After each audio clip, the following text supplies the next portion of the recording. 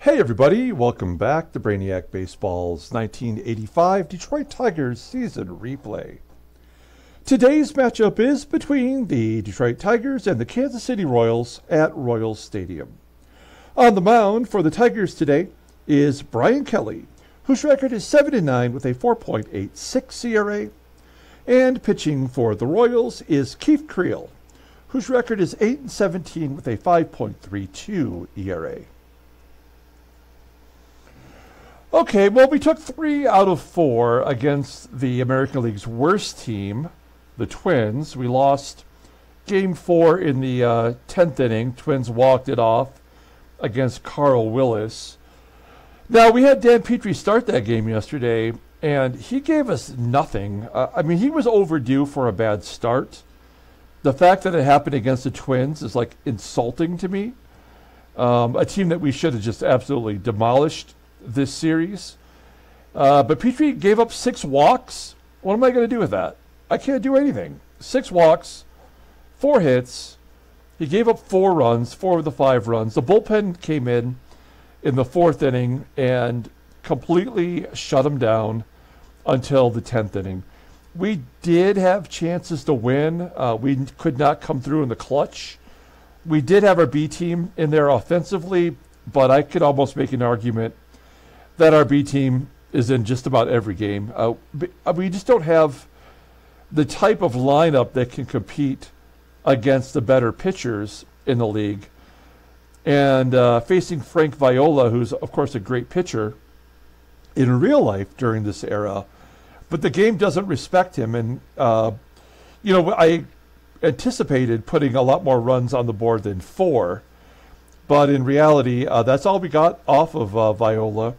And we could not put anything together versus the relief staff. So, a real disappointing game. It irks me that we could not sweep a team that had 41 wins coming into that series. So, now we face the Royals, the team that's just right above the Twins in the standings in the West. We have is it a 3 or 4 game series? It's a 3-game series. And then we finally get a day off.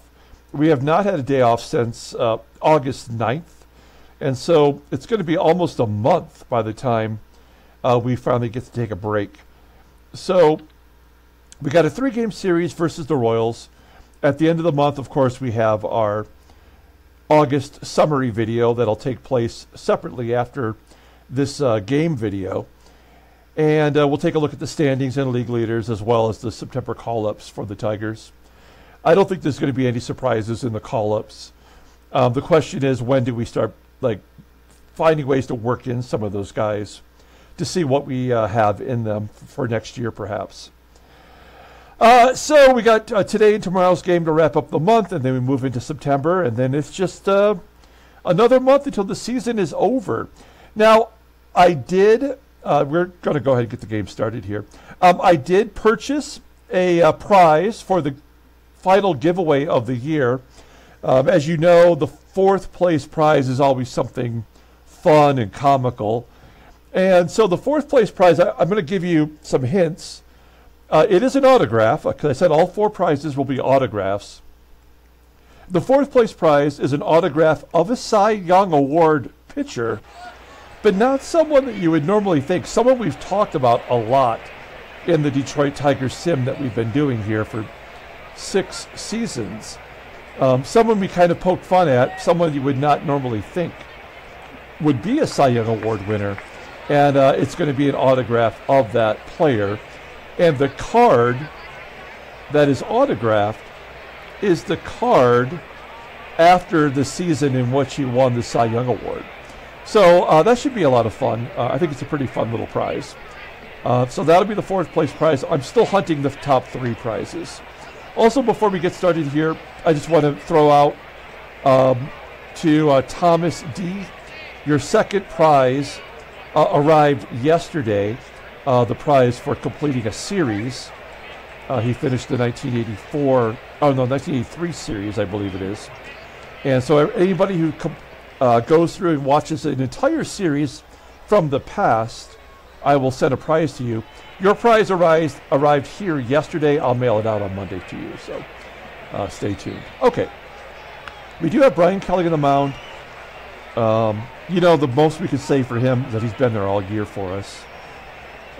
Everybody in the bullpen is available except for Dan Schatzeder, who pitched a couple innings in relief yesterday. We had to ask a little bit more from our bullpen. And then we've got Keith Creel on the mound. He's a right-hander. So it's our lineup in there versus righties. All the good guys are in there. Everybody's rested right now, which is nice. Okay, let's go ahead and do the official Tigers lineup rundown. Batting leadoff in center field is Willie Wilson.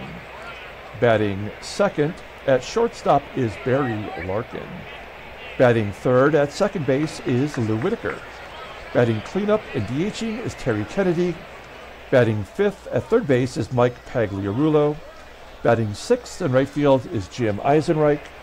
Batting seventh in left field is Kevin Bass.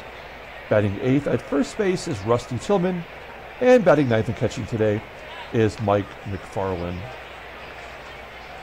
Okay, we'll take a look here at the right-hander, Keith Creel. He's making his 28th start of the year. 8-17 with a 5.32 ERA. He's got 14 more walks than strikeouts, 75 K, in 184 in the third innings pitched.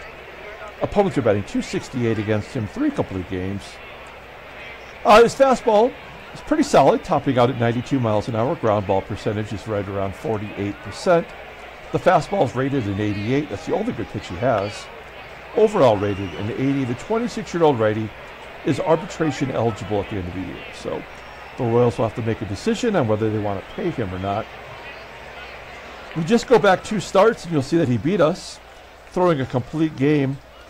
A pitcher with that terrible record gave up just 3 runs in 9 innings with 6 hits and 1 walk.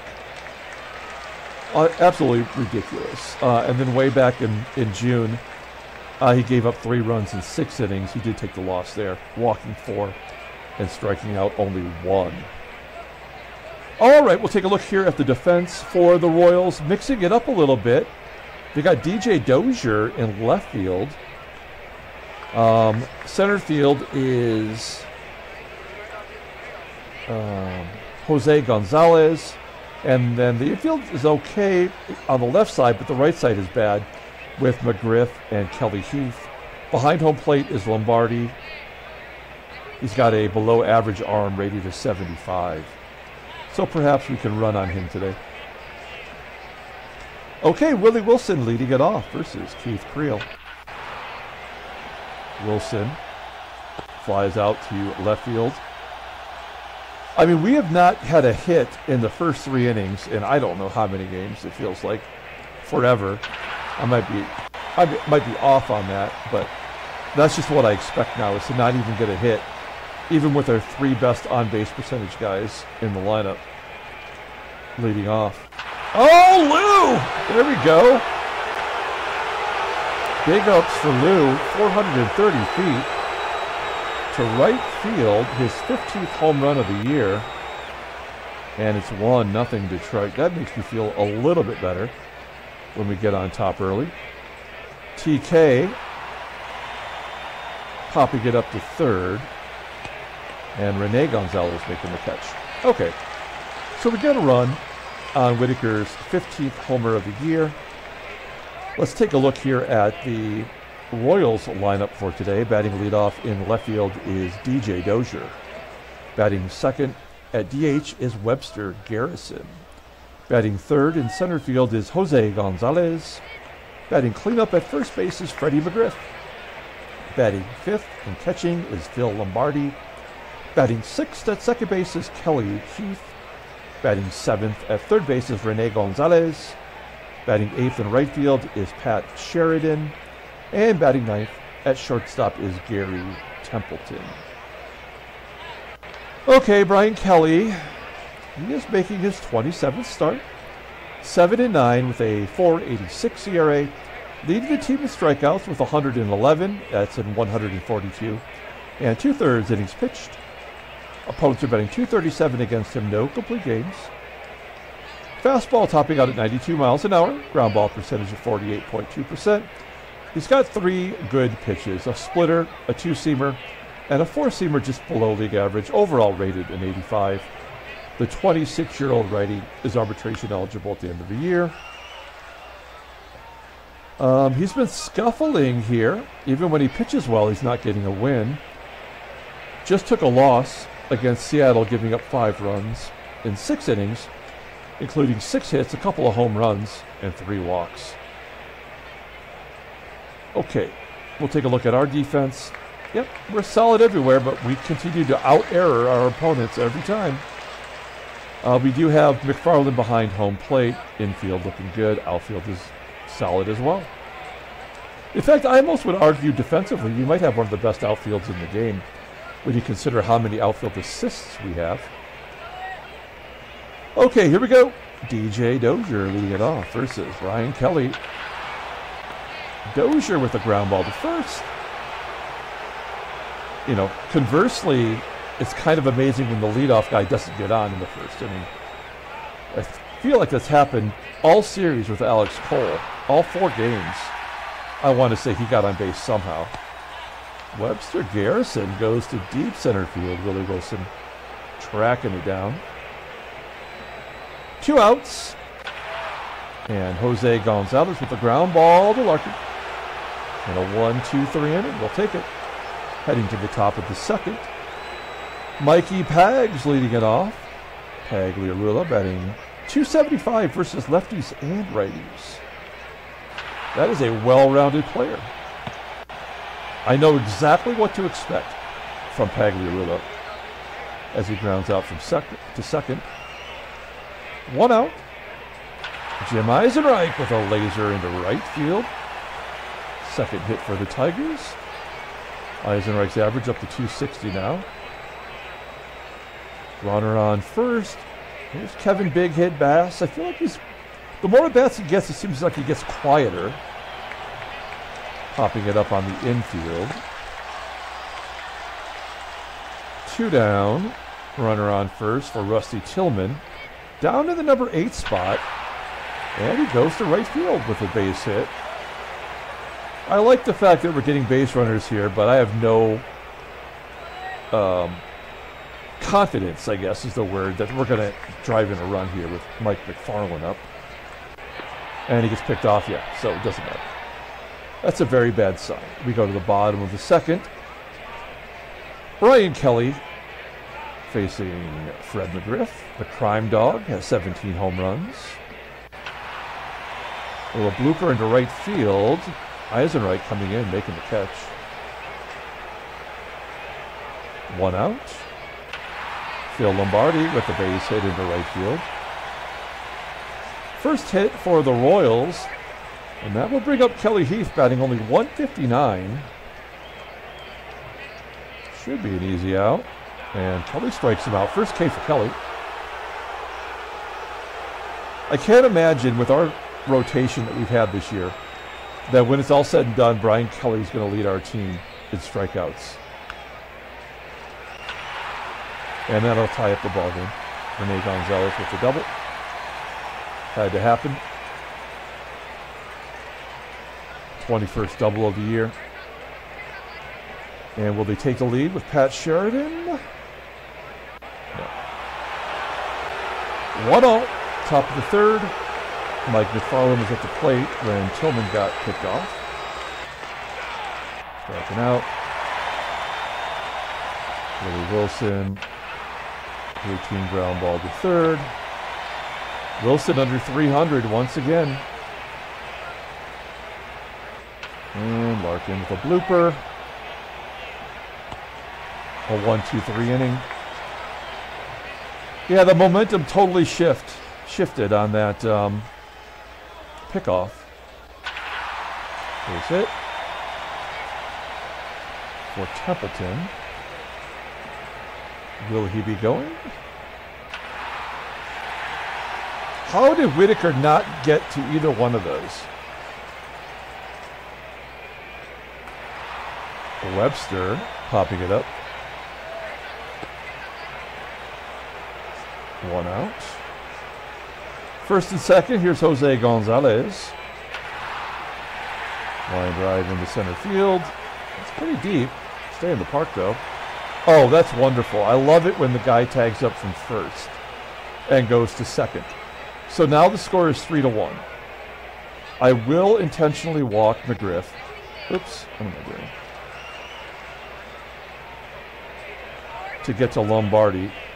But this could be, it could be a wild pitch, a pass ball, an error, a grand slam.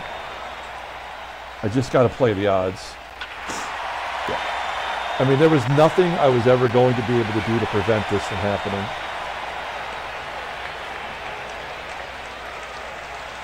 I guess I should have let McGriff hit the home run. So this is the second consecutive game where we have not had our pitcher get through 4. And the second game in which Keith Creel will probably pitch a complete game.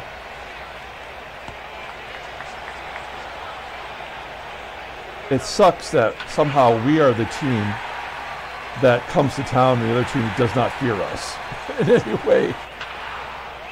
1, 2, 3 inning. We just had our 4, 5, and 6 guys, or 3, 4, and 5 guys bat against Keith Creel and was shut down. Infield single. So that's it. I'm fucking tired of this. If we're gonna lose, we may as well just give up all the runs. Templeton. Double play. Another hit. All the way to the wall. There's another triple. We're at that point in the season where the game just wants to give everybody triples to make up for the lack of triples. I mean, how many triples did we have in the Metrodome? And we've had 2 triples already today.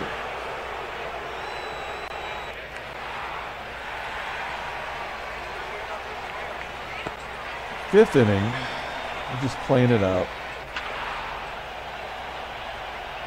We may not get another hit. And this is our best lineup. We've got nobody better to put in there. That's what's frustrating.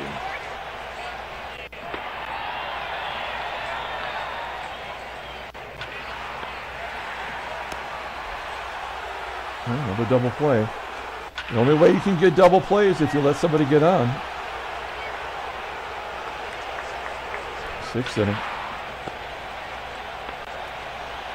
Yeah, the game was over when we got picked off. That was the indicator that we would lose this ball game. And that was in the 1st inning. Like all baseball mogul games, it's over in the 1st if you're looking. Doesn't matter. Oh, Larkin does get the double. 20th of the year.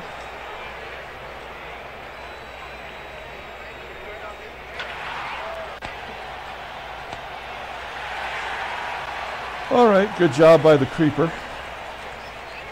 Might as well bring in Terry Taylor. We haven't pitched him in a while. In fact, I might just let him pitch the rest of the ball game to see what he's got.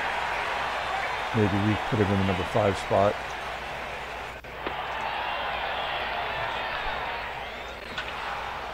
So far, it looks bad. We'll pull the infield in. We don't want to give up any more runs if we can avoid it.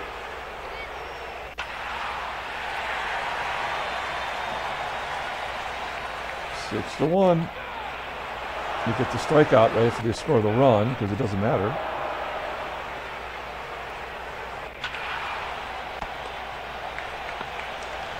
We have 4 hits versus frickin' Keith Creel.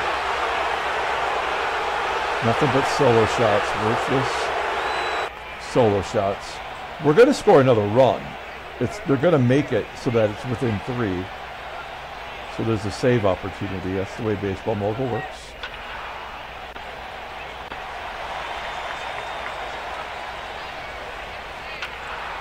Well, at least we're not going to be out-errored.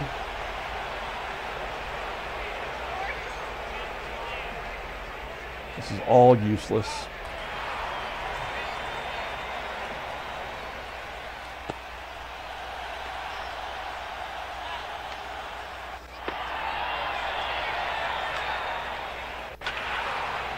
Oh, another double play. 3rd one. Nope, only get one.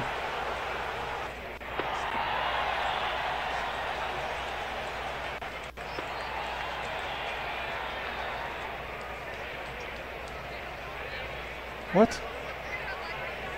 So it was a double steal, and McGRIFF was thrown out at second. Jose Gonzalez advanced on the throw. He had to advance. He was the lead runner. That is not even... I've never seen that before in this. That's how you know this game is broke. When dumb shit happens.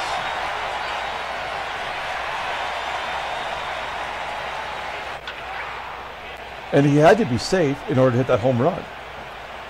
It's just the way the game is designed, man. It's a piece of shit.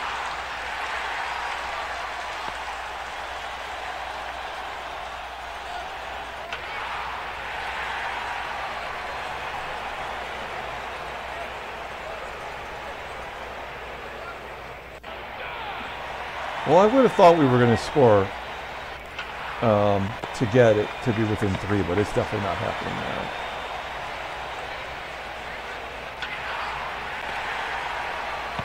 All right.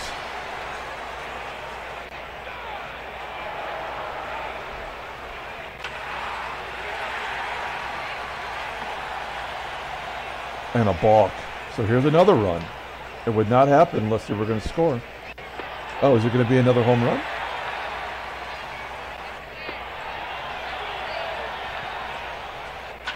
Yep. Oh, how did they not score 2?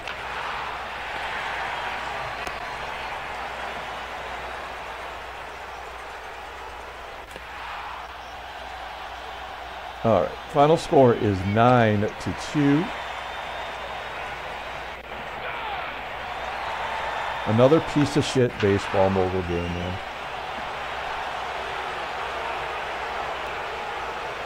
Inside the park home run for big hit bass. Can't even enjoy it. And that's the ball game.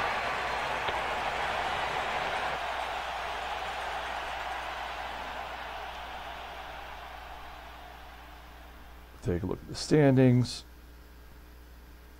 Everybody at the top lost. Chicago, 8-game lead over California. Seattle has dropped back to 11 games back. That's crazy. They would have been my pick to win that division. Dodgers have a 15-game lead. That's over. And it looks like Chicago and Philadelphia have kind of evened it out here. Headline news. Lombardi bashes 2 home runs, 6 RBI. Yeah, a backup catcher with no power hits 2 home runs. Awesome. Bobby Bowe, injured, 39 days. Kind of in a platoon role or a backup role, but he's got 10 home runs, batting .309. Pull up the box score and get out of here. Thanks for watching, guys. Like and or subscribe to the channel. No player of the game. Bryan Kelly, 5 runs, 7 hits, 2, just 1 walk, intentional, as it were, but it was a grand slam. So that came back to bite us. And then Paul Gibson did his gerb. Terry Taylor, we tried to see what he got. He got nothing. He got nothing. We had 3 home runs and a loss. That feels great. Good job, game. Plus a balk and a pass ball. Grand slam against us, and we got 8 total hits. 7 against Keith Creel, who was going for his 18th loss. Amazing how stupid this game is. And we started a pitcher who had 3 pitches league average or better. Keith Creel had 1. I mean, how is that possible? I have no idea. The ratings mean absolutely nothing. All right, that's it. Coming back tomorrow, play the final game of the month of August. Until then, everyone, have a great day.